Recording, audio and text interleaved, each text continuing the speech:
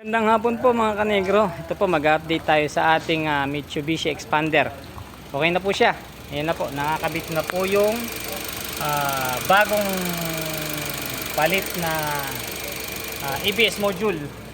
Bali, ito po yung kanyang luma. Ayan. Ayan, ito po ang luma niya. Ayan. Okay na po siya. Bali, ano na lang po ito.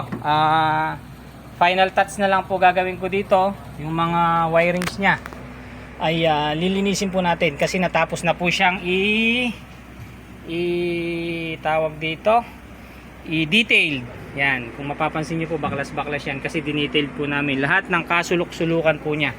Tapos ayan po, wala na po siyang fault code. Goods na po siya. Yan po.